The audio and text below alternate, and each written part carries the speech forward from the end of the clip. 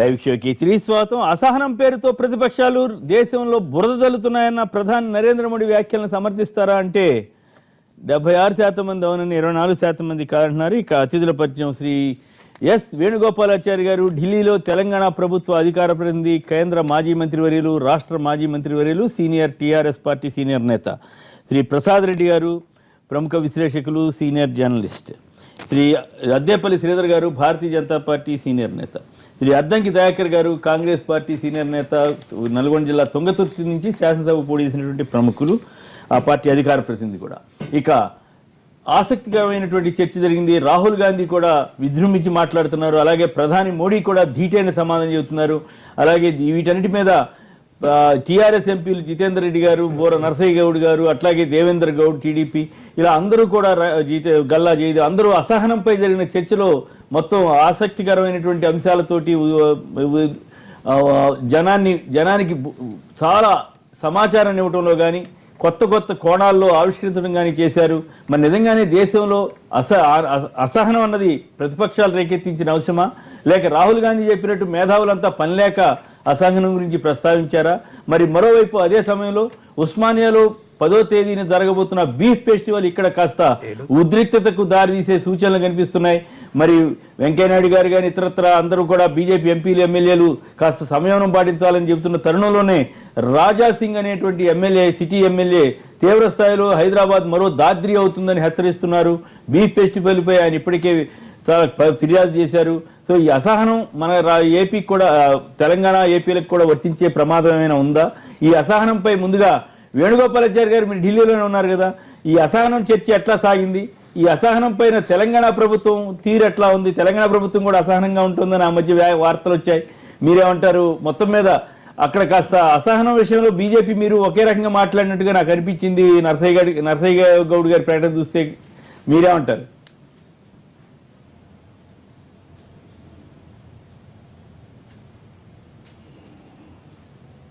వేణుగోపాలాచారి ఇప్పుడు అసలు good morning అండి, అక్కడ ఉన్న అందరికీ మీకు గుడ్ మార్నింగ్.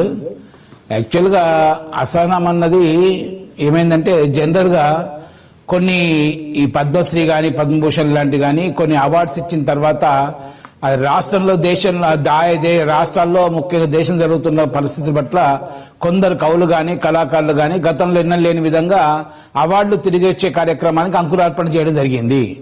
ఇది అసహనంతో చేస్తున్నామన్న ఆలోచనతో అప్పుడు కొద్దిగా సాగిన కార్యక్రమం ఈరోజు భారతదేశం అంతటా కూడా అసహన పెద్ద పద్ధతిలో సాగి ఇవాళ పార్లమెంట్ లో కూడా చర్చకు దారితీసే పరిస్థితి వచ్చింది. అసలు అసహనం ఎందుకు వచ్చింది? ఏ రాష్ట్రంలో కానీ ఎవరి వాళ్ళు అసహనంగా ఉండి ఈరోజు ఆ పార్లమెంట్ లో ఆయా పార్టీల పరంగా, రాష్ట్రాల పరంగా తమ అసహనాన్ని వ్యక్తపరిచారు ఈరోజు పార్లమెంట్ సమావేశంలో. ఉదాహరణకు తెలంగాణ రాష్ట్రం నుండి మరి మా నాయకులు జితేందర్ రెడ్డి గారు కానీ, బోర్ నరసింహరావు గారు కానీ, మరి మిగతా మిత్రులు మనం మాట్లాడినప్పుడు కూడా, అంటే అసహనం అన్నది ఈరోజు అవార్డులు ఇచ్చే కార్యక్రమాల నుండి మొదలు పెడితే ఆ ప్రభుత్వాల పట్ల కేంద్ర ప్రభుత్వం తీరు ఏ విధంగా చేస్తుందో తమ అసహనాన్ని కూడా ఈరోజు వ్యక్తపరిచారు. ఏదేమన్నప్పటికీ కూడా తెలంగాణ రాష్ట్రానికి కూడా ఏదైతే కొత్త రాష్ట్రము 29 రాష్ట్రంగా ఏర్పడ్డది, భారతదేశంలో ఉన్న 20 రాష్ట్రాలతో పాటు 29 రాష్ట్రం తెలంగాణ కూడా ఒకటే. కనుక తెలంగాణకు గతంలో మరి అయితే అటు కాంగ్రెస్ పార్టీ ప్రభుత్వం కానీ, ఇటు బీజేపీ పార్టీ కానీ రిఆర్గనైజేషన్ ప్రకారంగా ఇచ్చిన చట్టాలు అమలు చేస్తలేదు అంటే అసహనం కూడా మా జితేందర్ రెడ్డి గారిని పార్లమెంట్ లో వ్యక్తపరిచింది. మరి కొత్తగా ఏర్పడిన ఈ నీతి ఆయోగ ద్వారా దాదాపు మాకు 3,000 నుంచి 3,500 కోట్ల రూపాయల నష్టం కూడా అయినని చెప్పేసి కూడా ఈ రోజు మరి మేము అందరం కూడా గతంలో ప్రధానమంత్రి మోడీ గారికి ఇవ్వడం జరిగింది. ఆ విధంగా తెలంగాణ రాష్ట్రం మీద కేంద్ర ప్రభుత్వం చూపడుతున్న అసంతృప్తిని అసహనంగా మేము పేర్కొని ఈ రోజు చేయడం జరిగింది. ఏదేమన్నప్పటికీ కూడా ఏదైనా ఎక్స్ట్రీమ్ మంచిది కాదు.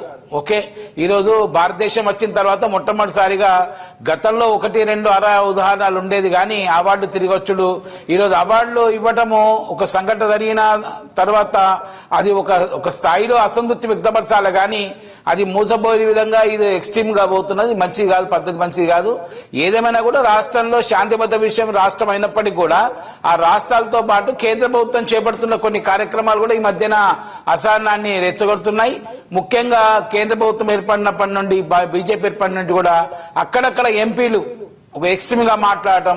మనది శ్రేయోలౌకిక రాజ్యం, ఓకే, సెక్యులరిజానికి అర్థం అని చెప్పినప్పటికీ కూడా మరి సెక్యులర్ ఉన్న పార్టీలు కూడా అక్కడక్కడ మత్తతో పాటుతో పొత్తు పెట్టుకున్నప్పటికీ కూడా సెక్యులర్ రాజ్యంగా మన డెమోక్రటిక్ సెటప్ గా భారతదేశం మన ప్రపంచంలో విరాలుతున్నది.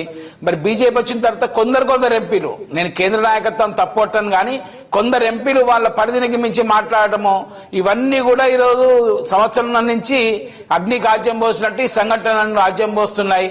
చివరికి బీహార్ ఎన్నికల్లో ఈ గోమాంసం కూడా ఒక ఎన్నికల ఆయుధంగా ఉండి మరి అప్పుడు బీజేపీ ఏమో మరి మెజార్టీ వాళ్ళను మచ్చిగా చేసుకోవడానికి అస్త్రం వదిలిందో తెలియదు కానీ అది కూడా ఈరోజు ఆ రాష్ట్రంలో అసహనానికి మరి తావిచ్చి బీజేపీ పార్టీ పరిస్థితి కూడా గణనీయంగా గడ్డు స్థితికి చేరింది.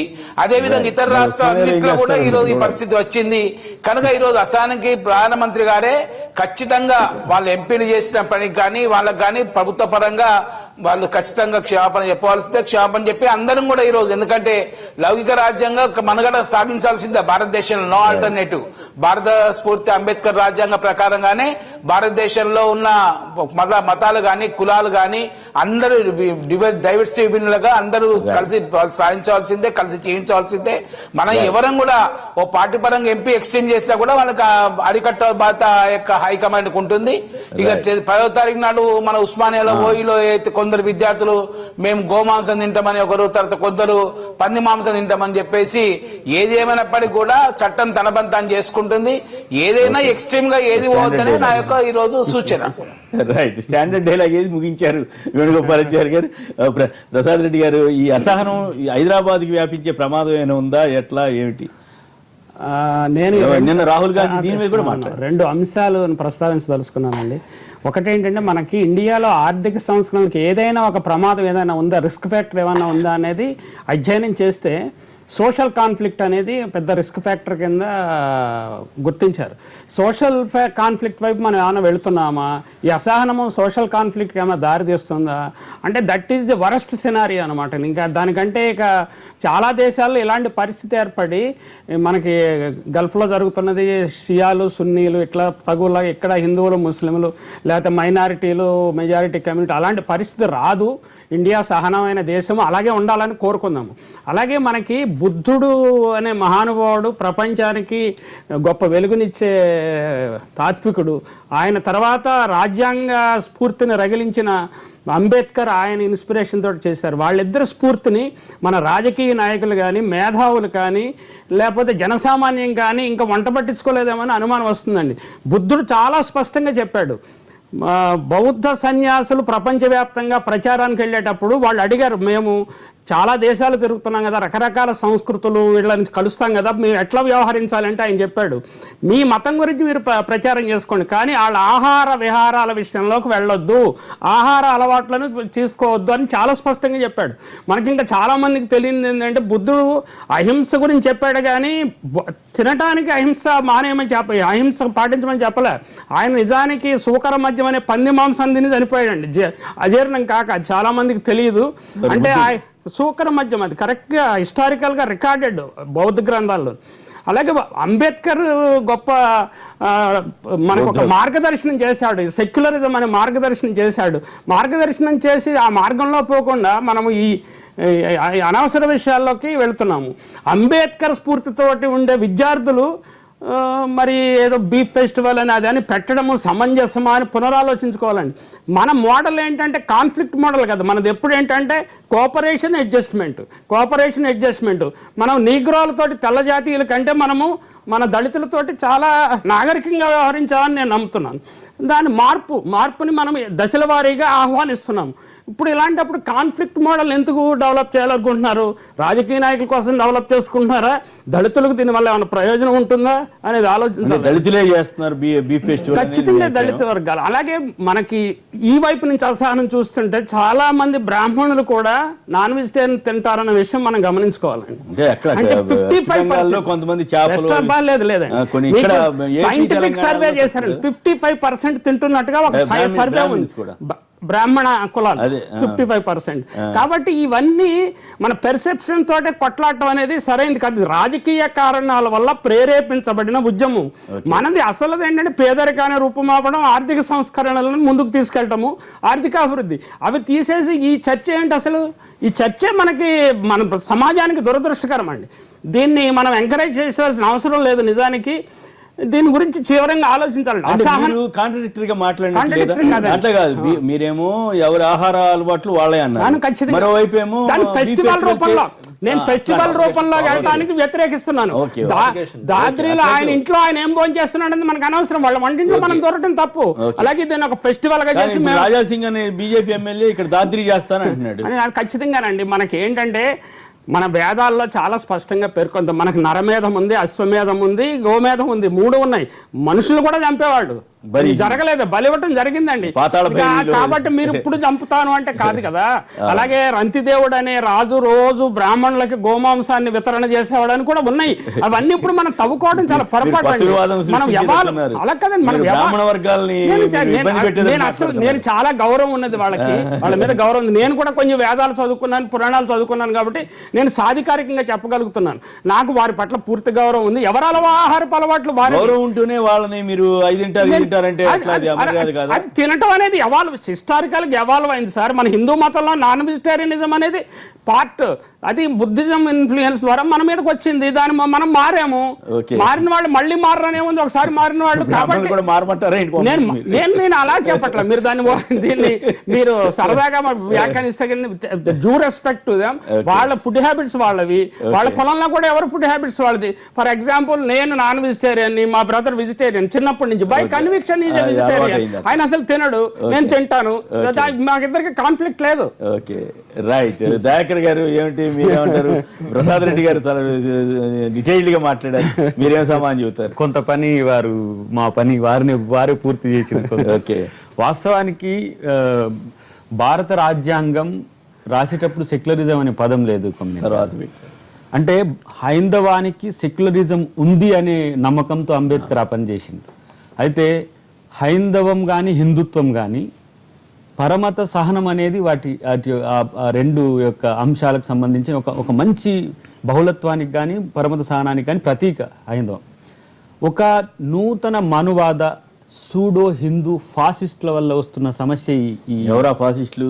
ఇప్పుడు ఇక్లాక్ మీద దాడి చేసింది, కల్బుర్గిని చంపింది, తర్వాత ఇప్పుడు ఎవరైతే దబోల్కర్ని హత్య చేసింది, వీళ్ళ వల్ల వస్తున్న సమస్య. ఇలా హైందవం దాన్ని భరించాల్సిన పరిస్థితి వస్తున్న పరిస్థితి బీజేపీ ఆలోచించాల్సిన అవసరం ఉంటుంది. ఎందుకంటే BJP democratic form of the Indian party. తర్వాత భారత ప్రభుత్వం బీజేపీ కంటే మరింత సెక్యులరిజంతో ఉండాల్సిన పరిస్థితి. మొన్న 26th నవంబర్ రోజు రాజ్యాంగం అమలైన రోజు, అది ఇచ్చిన రోజు నాడు మోడీ గారు మాట్లాడిన మాటలు నాకు తెలిసి భారత రాజ్యాంగం యొక్క ప్రాముఖ్యతను, భారత రాజ్యాంగం అమలు కావాల్సిన స్థితిని చాలా గొప్పగా చెప్పిన పరిస్థితి, చాలా బాగా చెప్పారు. నేను అనుకుంటున్నా ఇంతకు ముందు ఎవరు కూడా, వాజ్పేయి గారు కూడా రాజ్యాంగం పట్ల అంత నమ్మకం ఉన్న వ్యక్తే. మీన్స్ హైందవ సాంప్రదాయం నుంచి వచ్చినప్పటికి కూడా మోడీకి ఈ మధ్య వస్తున్న విమర్శల్లో తాను చెప్పిన ఏదైతే ఉందో చాలా మంచిగా ఉంది. సమస్య ఎక్కడ వస్తుంది మీకు అని అంటే, ఇప్పుడు తను ఈ రకంగా మాట్లాడతాడు. రాజు, ఈ దేశానికి రాజు ఏమంటాడంటే, నాతో పాటు ఎవరైనా సరే అసహనాన్ని రెచ్చగొట్టే ప్రయత్నం చేస్తే మీరు వాళ్ళని పట్టించుకోకండి అని ఒక అచేతన అసమర్థ స్టేట్మెంట్ ఇస్తాడు ప్రధానమంత్రి. ఇది కరెక్ట్ కాదంటున్నాం. అసహనం ఎవరి నుంచి వస్తున్నది? కొన్ని వర్గాల నుంచి. పృథ్వీరాజ్ చౌహాన్ తర్వాత పూర్తి స్థాయి హిందూ రాజ్యంగా ఏర్పడ్డది మోడీ ప్రభుత్వమే అని చెప్పితే రాజ్నాథ్ సింగ్ మనం కోట్ చేస్తాం. అయితే సమస్య ఏమొస్తుందంటే, ఈరోజు కాంగ్రెస్ పార్టీ హిందుత్వాన్ని మేము ఆపాదించుకోవట్లేదా? లేకపోతే బీజేపీ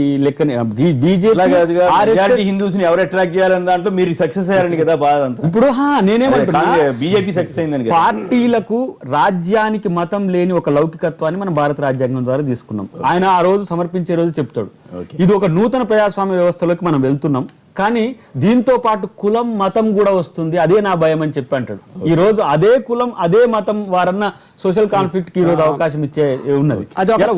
అంబేద్కర్ గారు కూడా భావించారండి. ఈ రోజు ఉస్మానియా యూనివర్సిటీలో జరగబోతున్నది కూడా ఈ రోజు ఎవరి వల్ల ప్రొవోక్ చేయబడి ఈ రోజు ఇంతకుముందు బీఫ్ ఫెస్టివల్ కంచాలయ గారి ఆధ్వర్యంలో గతంలో పెట్టిన పరిస్థితి అప్పుడు కూడా వివాదం అయింది కదా, 2 years 3 years బ్యాక్ గొడవ అయింది. కానీ దానికి దీనికి చాలా సిగ్నిఫికెన్స్ డిఫరెన్స్ ఉంటుంది. ఇప్పుడు అసానం మీద చర్చ జరుగుతున్నప్పుడు అమీర్ ఖాన్ అసలు నా భార్య కూడా ఇక్కడ ఉండాలనా వద్దా వెళ్ళిపోవాలని అన్నదని, ఆమె హిందూ రాజ్యపు పట్టపు మహిషి, ఆమె కూడా ఎవరు కిరణ్ రావు కూడా మన వనపర్తి రాజరామేశ్వరరావు గారి మనవరాలే, ఆమె కూడా హిందూ రాజ్యపు పట్టమహిషే నేను ఈ దేశంలో ఉండడానికి నాకు ఇబ్బందిగా ఉందని తన భర్తతో అంటే అన్న అంశానికి కూడా వాడిని కొట్టి ₹1,00,000 ఫత్వా అదేంది నజరానా ఇస్తా అని చెప్పి శివసేన చేస్తుంది.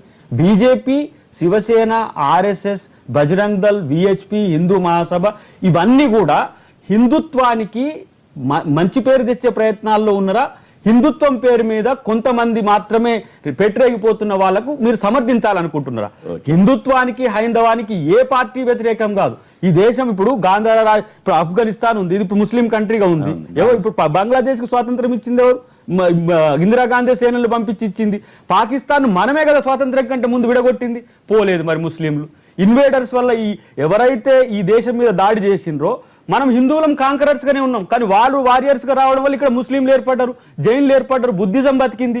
ఇలాంటి బహుళత్వ పరిస్థితుల్లో నేను హిందూ రాజ్యాన్ని, రామరాజ్యాన్ని మొన్న గెహ్లట్ మాట్లాడుతూ ఏమంటాడు, కేవలం ఇక్కడ రామ మందిరం ఉండుండే భవిష్యత్తులో కూడా ఉంటది. ఈ స్టేట్మెంట్ ఏమైతుంది, కొంతమందికి అసహనాన్ని తీసుకొస్తున్న పరిస్థితి ఉన్నది. నేను అంటలే, కాంగ్రెస్ పార్టీ అంటలే. ఒక మేధావి అన్నాడు, ఒక మేధావి అవార్డు వాపసు చేస్తే వాడు తెలివి తక్కువడు. ఒక షారుఖ్ ఖాన్ అంటే అది ముస్లిం చేయబట్టి అన్నాడు.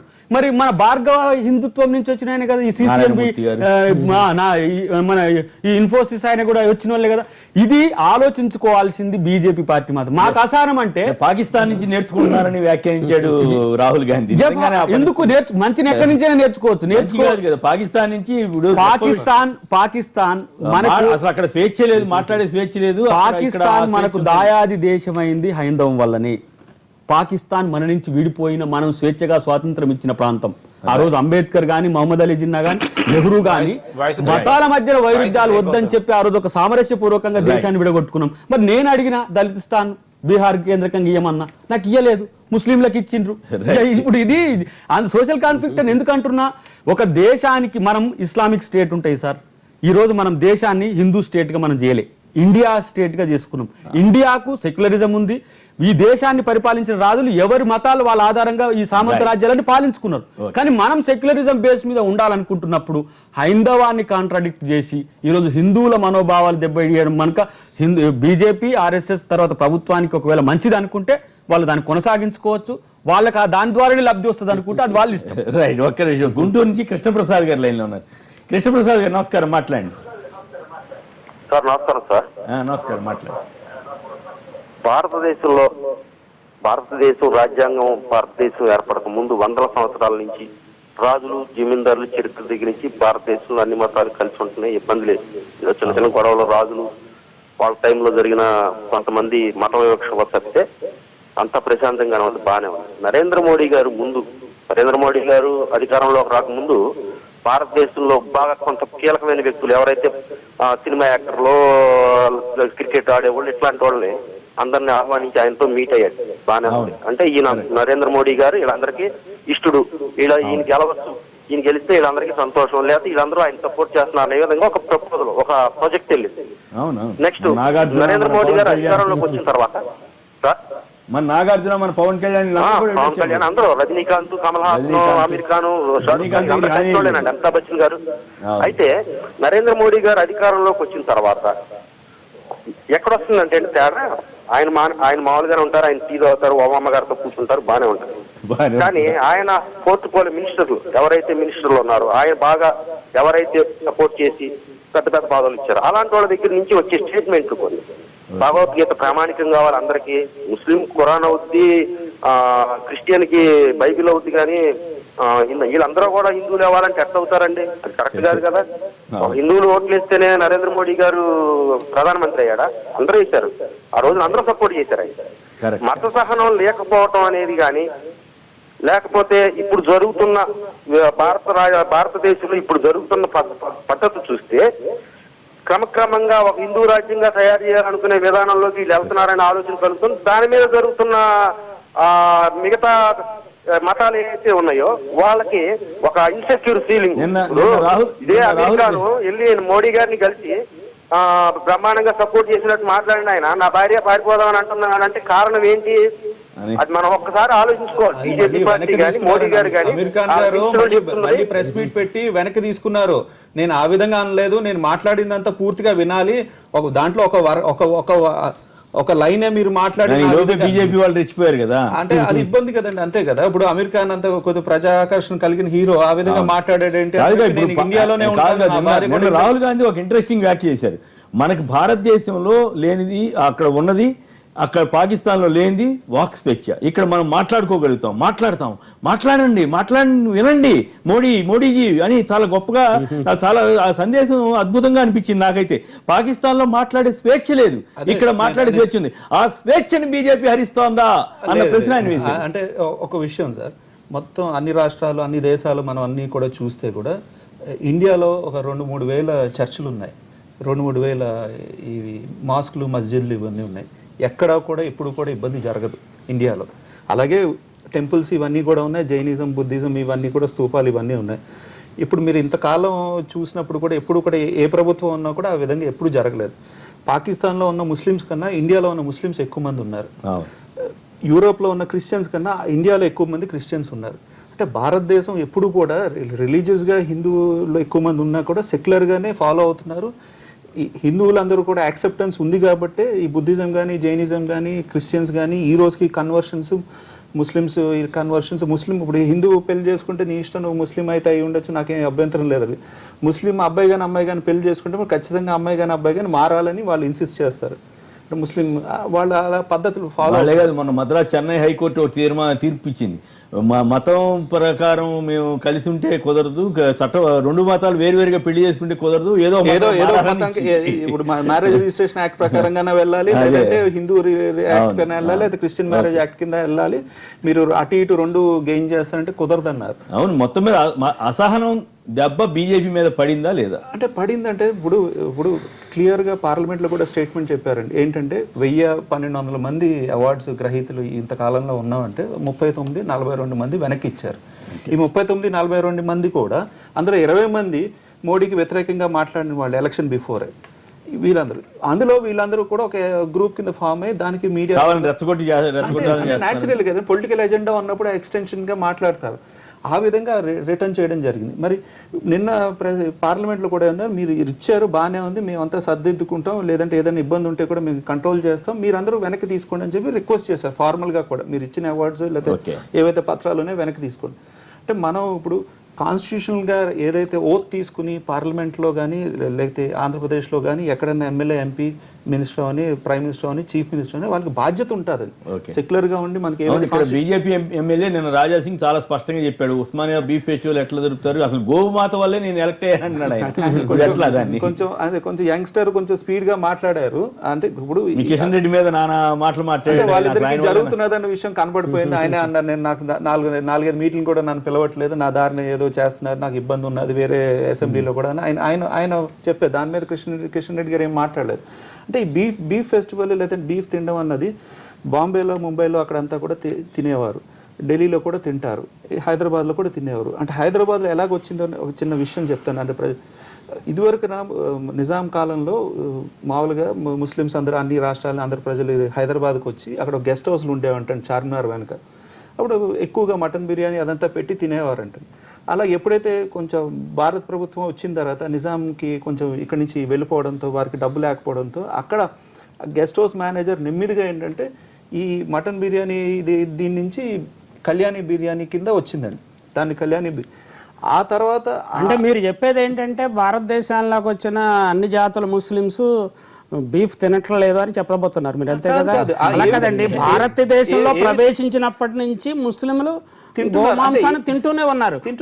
కళ్యాణి బిర్యానీ లోకల్ గా. అంటే నేను అనేది ఏంటంటే ఎవరైతే కుక్ ఆ గెస్ట్ హౌస్ లో పనిచేసి విడిగా బయటకు వచ్చిన తర్వాత ఆ బిర్యానీ అన్నది స్టార్ట్ అయ్యి దాంట్లో కూడా మొన్న జర్నలిస్ట్ కూడా క్లియర్గా ఎక్స్ప్లెయిన్ చేశారు.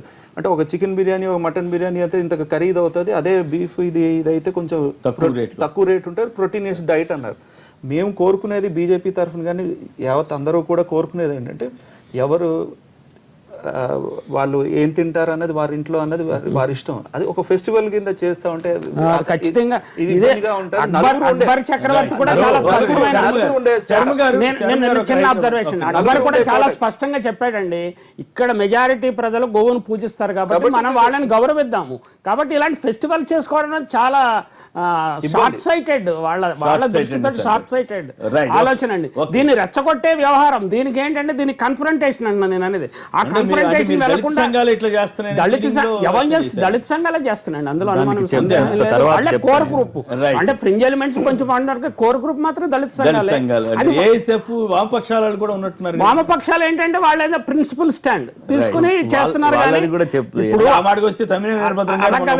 అక్బర్ కేసీఆర్ ప్రభుత్వం మత ఛాందసవాదంతో పోతా ఉంది. అక్బర్ చెప్పిన మార్గం గాని, బుద్ధుడు చెప్పిన మార్గం గాని, అంబేద్కర్ చెప్పిన మార్గం కంటే వీళ్ళు బెటర్ మార్గమా వీళ్ళు చేసి వీళ్ళు ఫాలో అయ్యేది అని నేను నా బేసిక్ క్వశ్చన్. శర్మ గారు హైదరాబాద్ నుంచి ఒక లైన్ లో ఉన్నారు. శర్మ గారు నమస్కారం అండి. నమస్కారం కేసీఆర్ గారు. మిమ్మల్ని కేసీఆర్ హలో ఏమంటారు? హలో మాట్లాడండి ప్లీజ్. ఈ చర్చ ఏమో మీరు దేశంలో అసహనం గురించి అని పెట్టారు. అవును. అయితే మేధావైనటువంటి మన రెడ్డి గారు ఒక వివాదాస్పదమైన వ్యాఖ్యలు చేశారు. 56% బ్రాహ్మణులు గోమాంసం తింటున్నారని ఎప్పుడో రాజు గారు వితరణ చేశారని. ఇది చాలా అసందర్భమైన కామెంట్ అయింది. ఆయన దాన్ని బేషరతుగా ఉపసంహరించుకోవాలి. బ్రాహ్మణ జాతి మొత్తానికి క్షమాపణ చెప్పాలి ఆయన. తప్పకుండా క్షమాపణ చెప్తానండి. మీ మీకు మనోవేదన కలిగితే నేను ఉపసంహరించుకోవడానికి ఏం అభ్యంతరం లేదు. మీరు కావాలంటే నేను స్టడీ జరిగిన దీన్ని రిపోర్ట్ మీకు చూపించగలను. మీరు అలాగే హిస్టారికల్గా కానీ లేకపోతే మైథాలజీ లేకపోతే వేదాల్లో ఉన్న ప్రస్తావనల గురించి మీరు ఎప్పుడైనా హైదరాబాద్ వస్తే నన్ను కలవండి, మన ఇద్దరం చర్చిందామండి.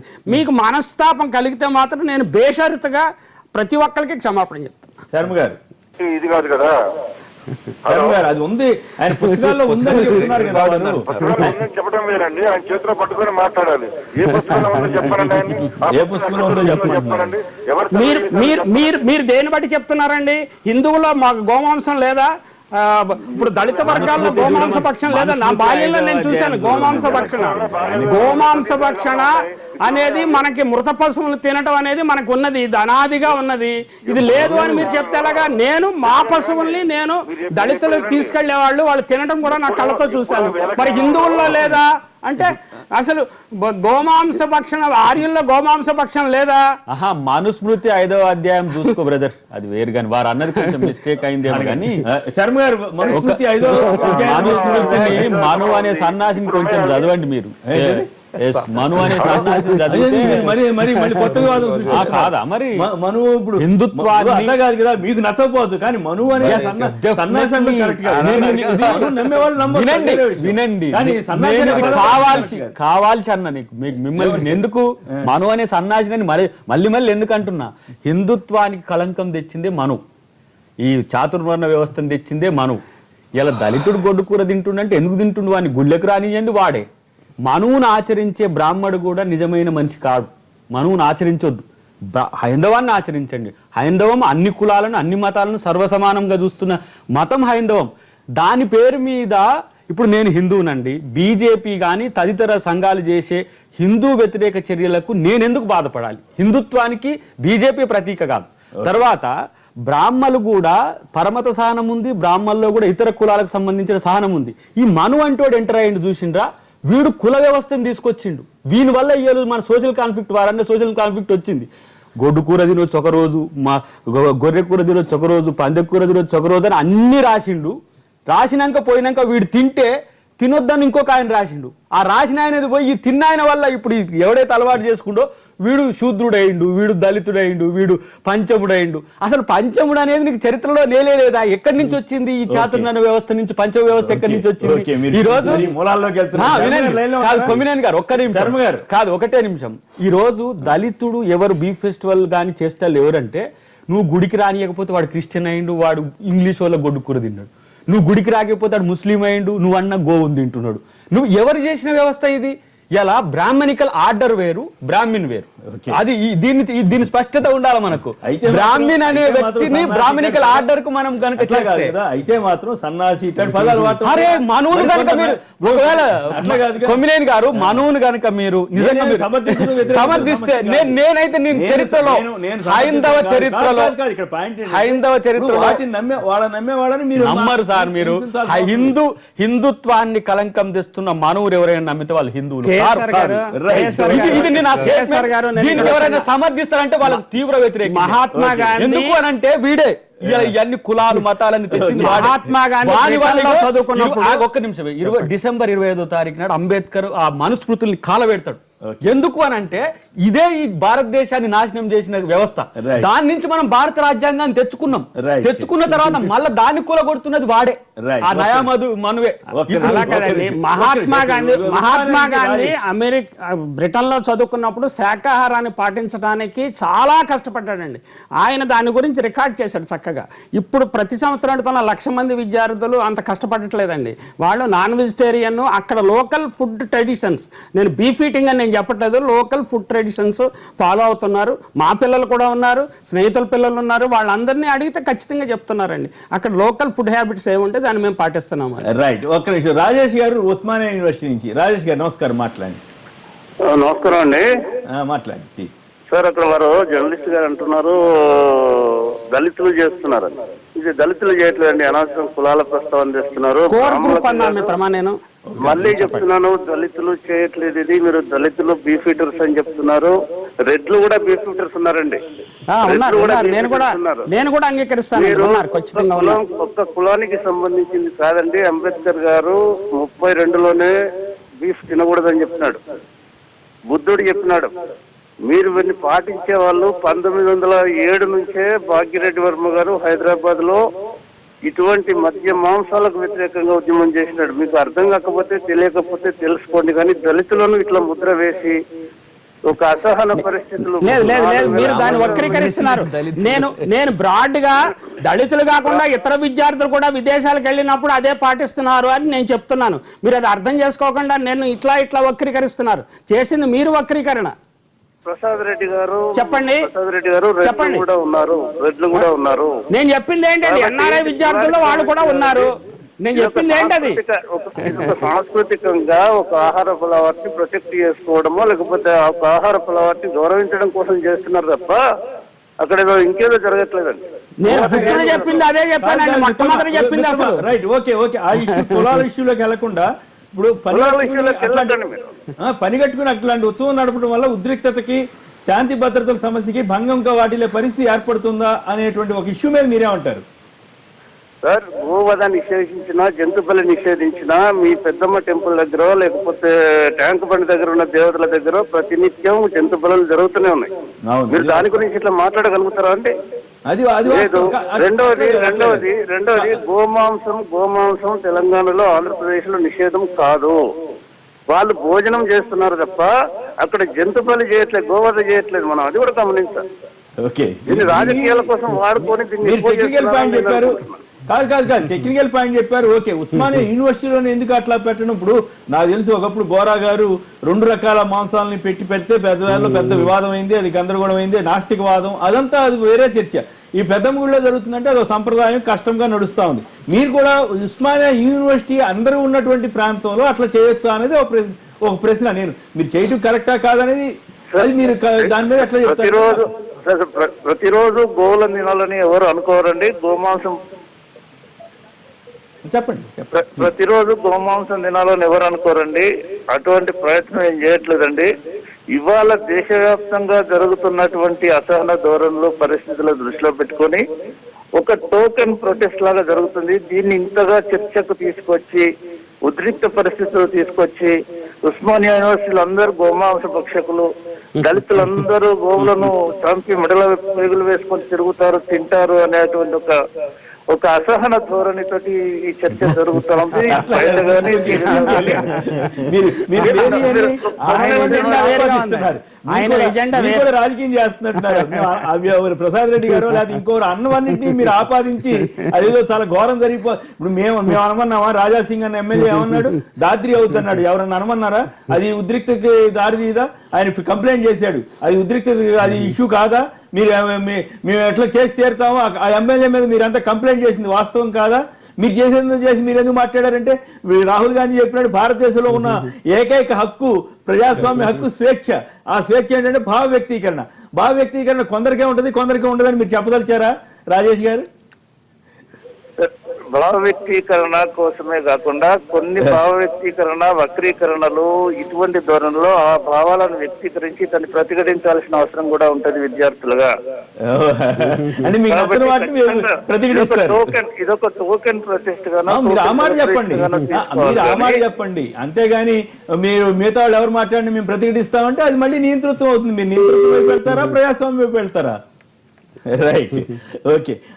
అసహనంపై ప్రతిపక్షాలు బురదలుతున్నాయన్న ప్రధాని నరేంద్ర మోడీ వ్యాఖ్యలతో ఏకీవిస్తారా అంటే 75% మంది అవునని, 25% మంది కాంటున్నారు. ఇప్పుడు చిన్న విరామం తర్వాత లైవ్ షో కొనసాగుతుంది.